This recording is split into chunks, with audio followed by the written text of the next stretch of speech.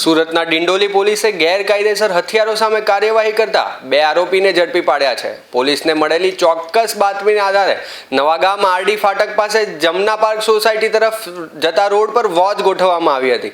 દરમિયાન શંકાસ્પદ હાલતમાં ફરી રહેલા 2 શખ્સોને અટકાવી તેમની તલાશી લેવામાં આવી હતી। તપાસ દરમિયાન એક આરોપી પાસેથી એક દેશી બનાવટનો તમંચો અને 3 જીવતા કારતૂસ મળી આવ્યા હતા। ગેરકાયદેસર હથિયાર અને કારતૂસ માટે કોઈ માન્ય પરવાનો રજૂ કરી શક્યા ન હોવાથી પોલીસે બંનેની તાત્કાલિક ધરપકડ કરી હતી।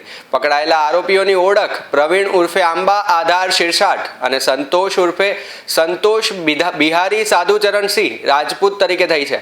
પોલીસે બંને આરોપીઓ વિરુદ્ધ સંબંધિત કાયદા હેઠળ ગુનો નોંધી વધુ તપાસ શરૂ કરી છે।